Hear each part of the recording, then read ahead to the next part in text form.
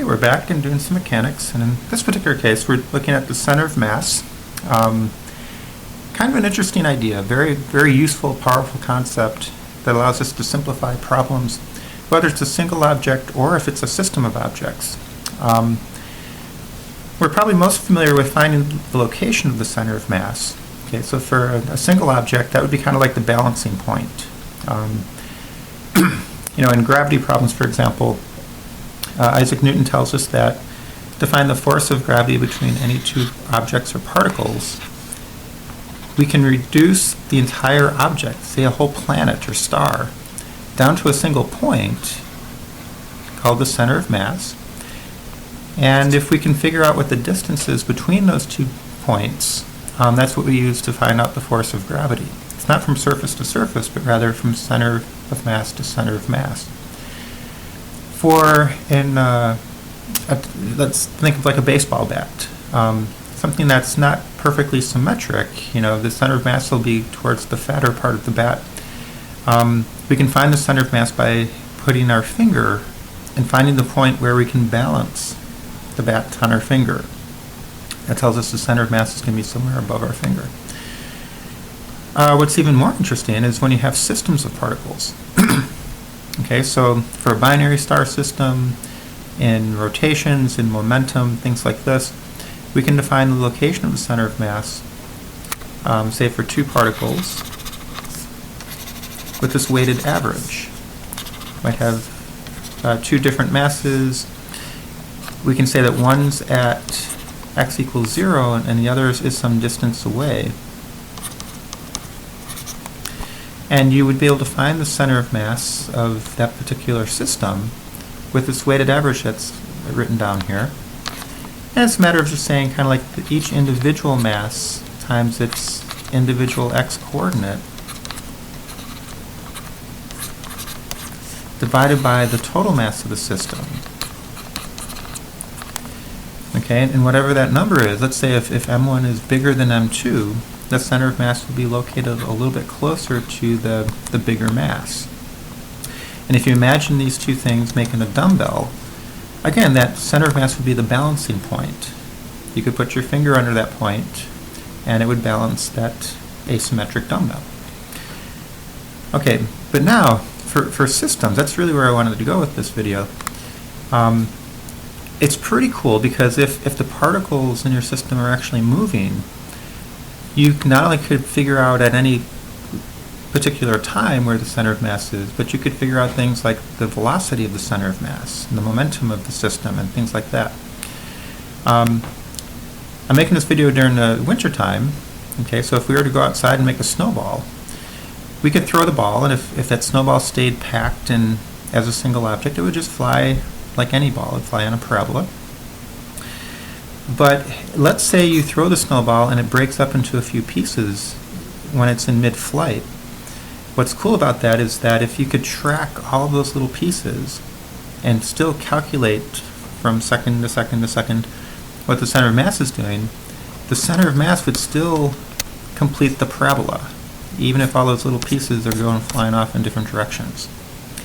So it's a really kind of a cool idea and concept.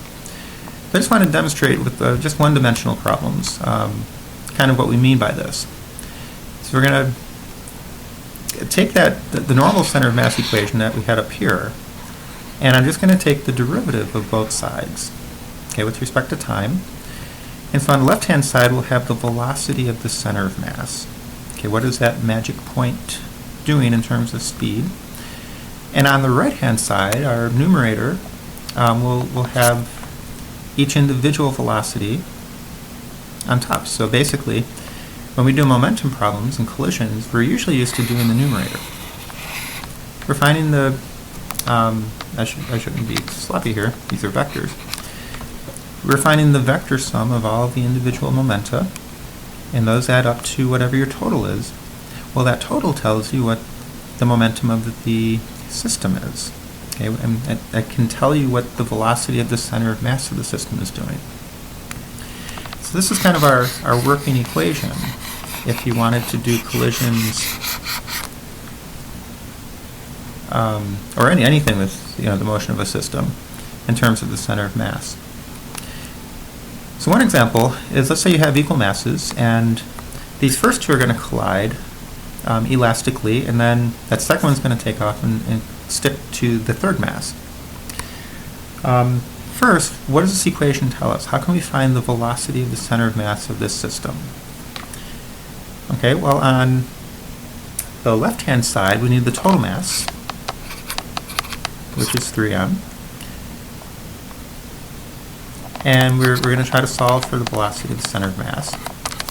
Now, on the right-hand side, we have the sum of the individual momenta.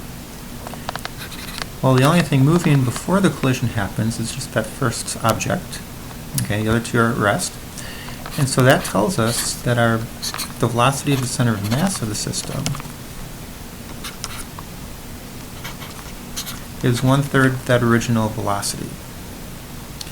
Now, that velocity has to stay constant if momentum is conserved. Okay, this left-hand side over here has to remain constant. That point, that center of mass, that single point of the system, even though these other objects are doing their own thing, has to keep moving forward at 1/3 v0. That's what this is telling us.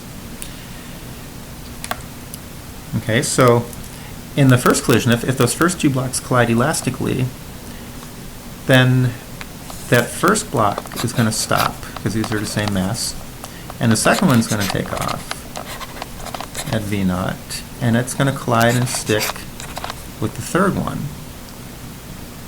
Okay, so then it will have the two objects stuck together, moving at whatever the final speed's going to be. Okay, so how can we do this using the center of mass? Well, we know that the momentum of the system has to stay constant. So we have the mass of the system. We now know what the center of mass velocity is, 1/3 v0. Okay, now in this final picture, our total mass is 2m times whatever that final velocity is. And if we solve for v final, let's see, over here the 3's are going to cancel out. We're going to have 1/2 v0. Okay, so we could use total momentum before and after. That's what we're used to doing. Or you could use the center of mass.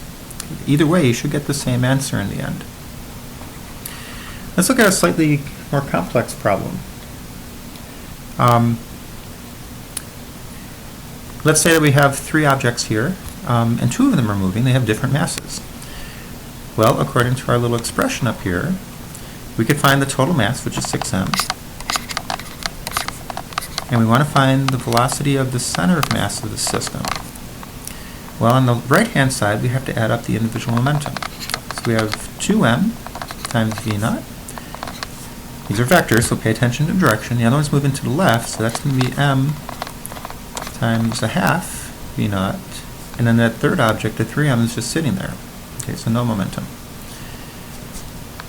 Let's see, on the right, this is going to be 3/2 mass times v0. Okay, so if we solve for the center of mass velocity, it looks like we're going to end up with 1/4 v0. Okay, so we can use that to our advantage. Let's say that that those two blocks that collide first stick together. Okay, how can we figure out what happens with all this? Well, we could go ahead and we could just do momentum before is equal to momentum after. Well, we know the momentum before is 3/2 v0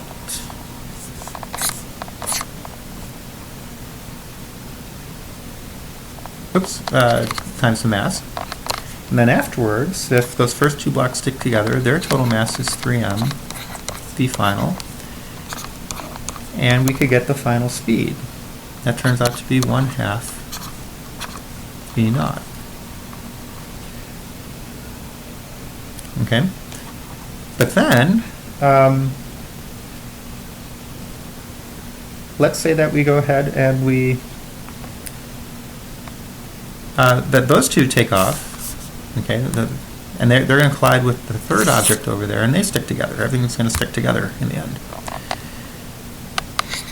Well, now we have 6m is your total mass. Okay, and we're trying to figure out what that final speed is of all three things stuck together. And that was equal to the initial mass. Oops, I'm sorry. Times the total mass times the velocity of the center of mass. Okay, if we want to use center of mass for this, which is 1/4 v naught. And we should get a final speed of 1/4 v naught. Okay, that's when all three things are stuck together, and they'll be moving to the right. Okay, notice that's the same that we'd get if we took the momentum before the collision. If we just did momentum before is equal to momentum after, we'd have 3m moving at 1/2 v naught that we found. We have 6m if they're all stuck together times the final speed, and we'll still get the same final speed if we do it the more traditional way. Okay, so on the left-hand side, this is what we got using the center of mass velocity. And over here is what we got if we just, that series, your momentum before a collision is equal to momentum after a collision. It ends up working the same. It all kind of revolves around this notion that the momentum for a system, that point that you can use to describe an entire system of particles, has to keep moving at the same momentum. Okay, it's a useful idea, and sometimes it can simplify more complicated problems. So I hope this helps, and until next time, we'll see you later.